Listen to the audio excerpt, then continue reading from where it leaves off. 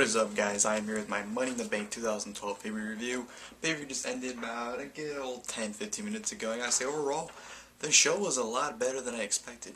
Well, quite honestly, I wasn't really expecting much. I just wasn't really looking forward to it as much, but actually, it came to be pretty damn good. So let's get into the show. Of course, we had the pre-show, 30 minutes before the show starts.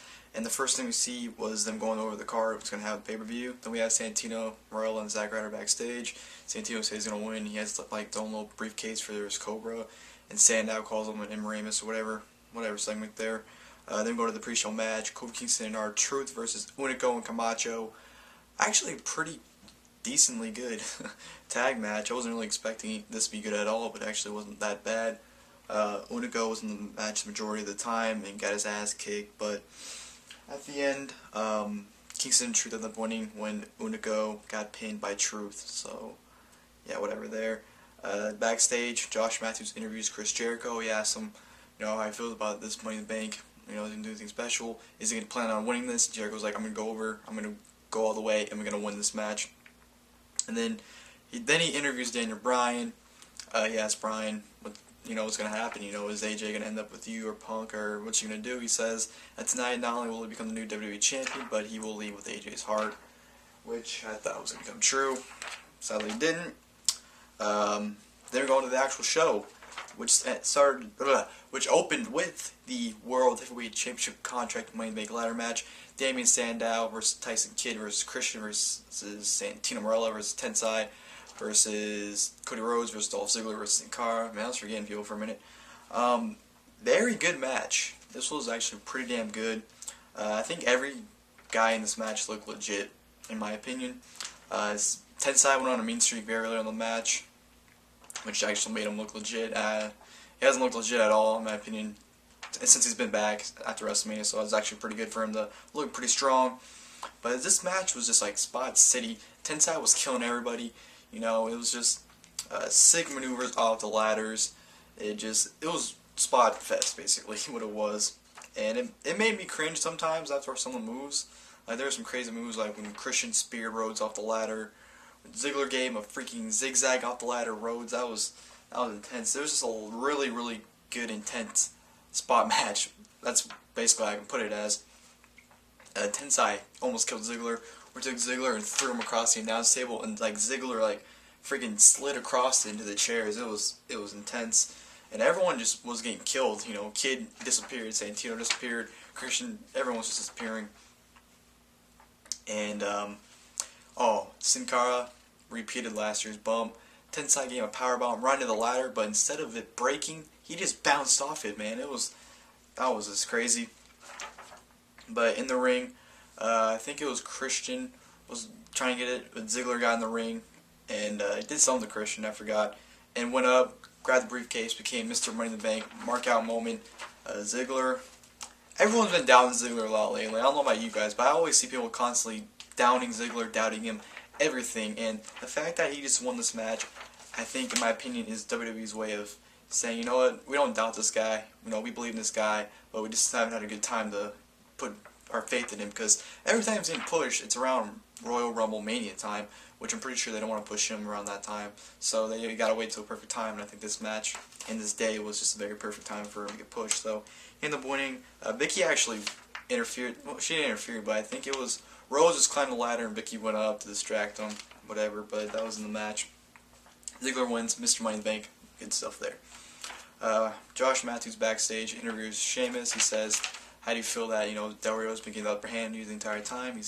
He tells another story like he does every week, and he says he's going to kick Del Rio's ass, which leads into actually not yet, before we get into the world title match, which was actually the second match of the evening, which kind of shocked me. Justin Roberts says, ladies and gentlemen, please welcome back the most must-see superstar in history, The Miz. Miz comes back after a 2-month hiatus. He returns. Everyone's loving him. He's like, did y'all miss me? Everyone, popped for it. And he seemed like himself again. The Miz that we saw in 2010, where he wanted to dominate. He was like, what? I've been being looked down upon the last few months, and I'm sick of it. Today is going to be my impact. I'm going to get my way back to the very top. He was basically saying, what?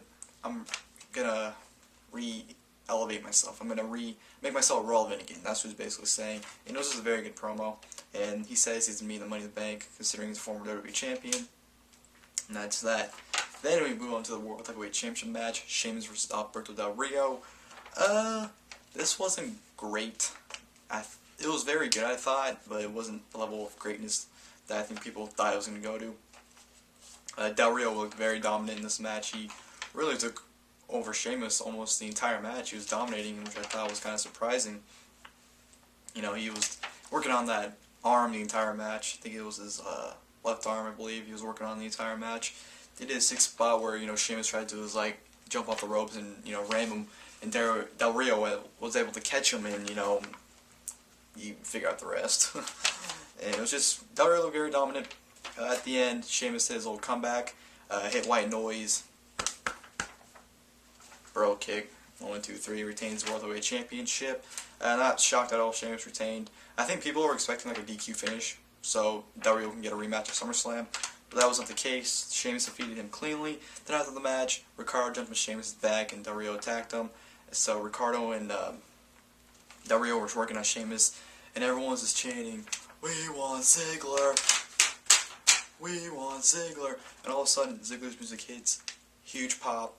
Ziggler is walking down. He's taking his time, by the way. He's not running down. He took his time. And Del Rio's like, "You're not cashing in." He's like, "Fuck yeah, I am." Hits him with the briefcase, gives it to the ref, turns around to a huge bro kick.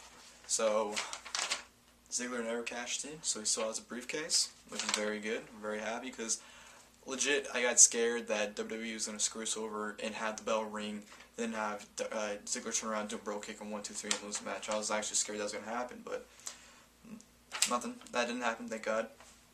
So Sheamus is still the world champion, and Ziggler is still Mr. World Heavyweight Championship Money in the Bank ladder match winner. Alright, then we move on to R-Truth and Kofi Kingston coming out. I'm thinking, are they defending their titles now, or are they going to have another match, or what? They're all dressed up in suits, because the primetime players are going to be in action against Primo and Epico. I gotta say, this match was pretty fun. AW on live mic during a match, genius. I could not stop laughing. I couldn't quote all his quotes. That's how good he was. I wish I had a recording of all his quotes. It was awesome. Rosa, you know, she did a little dance ringside because AW's like, "You can't dance. What are you talking about?" She started dancing. He's like, "Hey, you can't do that. You're distracting my, you know, my clients or whatever." But AW and Rosa were probably the selling point of this match. But like I said, the match wasn't that bad overall. Primo got the win for him and Epico when he got a roll-up on Darren Young into 1, 2, 3 to win the match. AW's flipping out, whatever, but he's like, whatever, we're still number one contenders. He turns around at Kingston and Truth, and it looks like he's going to announce the tag title match right there. So I was like, whoa, are they going to do it now? And they get in their face, and AW's like, you know what, the money's not right, we're not going to do it. R-Truth throws a cup of water, or soda, whatever he had. He had a drink of some kind. Throws on AW, and that's basically going to set up their feud. So that was good stuff there. Very good segment, too. Backstage, Matt Striker interviews AJ. You know, he asks her how she's going to rep, basically, who she's going to go inside for, and she really doesn't say much. She just says that I just got to ref the match. Later, that leads into the now no disqualification match for the WWE Championship. CM Punk versus Daniel Bryan with special guest referee AJ. I was kind of surprised this was not the main event because, well, I'm not really shocked that it wasn't, but I thought it was going to be the main event because WWE was making it seem like it was going to be the main event. It was the most talked match going into the pay-per-view, so I thought this would be the main event, but obviously it didn't. No surprise there. I'm not shocked at all, but disappointed, kind of. This was an excellent match between the two. This was really good. Words can't do justice for this kind of match. I think their Over Limit match was better just for the fact that that was more of a technical wrestling match, and this was more of a I'm gonna kill you match. That's what it really was, and it was awesome. It was a great match. AJ got knocked down. You know, Punk and Bryan were in the ring, and Bryan pushed Punk, and Punk, you know, pushed into AJ, and she fell down, and she went back to the back, and we got a new ref. And this match is back and forth awesomeness. Like I said, words cannot do justice for this match. You just have to. It's one of those matches you have to see to get the feel of it. Kendo sticks. Bryan killed Punk with those kendo sticks, by the way. He wouldn't stop. And then, you know, a chair got brought in the ring, and then AJ came back, And I found it kind of funny. When she bent over to get in the ring, the crowd popped. So I was like, her ass can get a bigger pop than anyone else, which is pretty sad. But this is a very good match. At the end, the tail got brought into the ring, and Punk ended up retaining when he had Bryan, went straight back to the table, 1, 2, 3, retained the WWE Championship. Great no DQ match. Bryan and Punk can never really go wrong with these two at all. So like I said, just go watch the match. I can't really do justice in the words, so something you have to go see. So Punk retains. Kind of disappointed by that. I honestly thought Bryan was going to win because Punk's been still as champion. But I guess it makes sense to have the title reign go longer. I don't know, but we'll see what happens. We go on to a 2-on-1 handicap match. Ryback versus Curt, Hawkins, and Reks. And let me just say this. Ryback, he got dominated the majority of the match. Probably by 85, he got dominated. But then he had to come back, hit Shell Shock, and Reks, 1, 2, 3, wins the match. Whatever. Next, we have a random Six-Diva tag team match. Layla, Kaitlyn, and Tamina Snuka, a.k.a. the only man in the match, versus Beth Phoenix, Natalya, and Eve. Who cares? Clusterfuck. Layla got the win for her team with the neck breaker on Beth Phoenix to win, so whatever. Then we go to the main event, WWE Championship Contract Money in the Bank ladder match. Big Show versus John Cena versus Chris Jericho versus Kane versus now The Miz. You know, this wasn't as bad as I thought it was going to be. I thought it was still good. I thought people would think, myself, you know, with these other people, thought it was going to be a horrible match. But it ended up being pretty decent. Pretty decently good, I should say. Damn. There we go. Very early on in the match, Big Show had taken out when he got AA'd through the Spanish announce table, of course. And everyone threw ladders onto him, just like in SmackDown Money in the Bank in 2010. And it was just...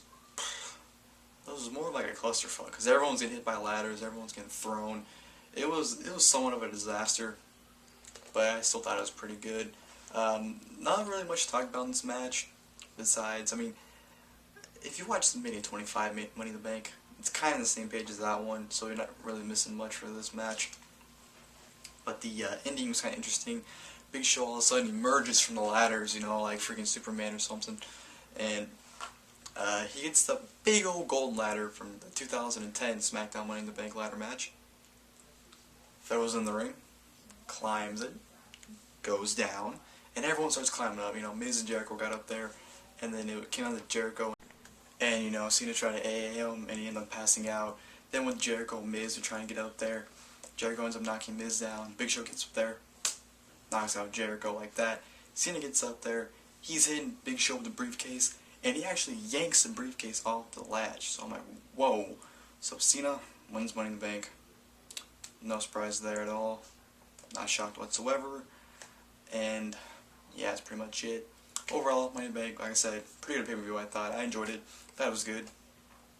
Not the best one, but that's not really saying that's horrible or anything. So, Money in the Bank, definitely recommend watching it. Pretty good show. And that's it for my review. Hope you guys enjoyed the show. And yeah, that's about it. Later, skaters.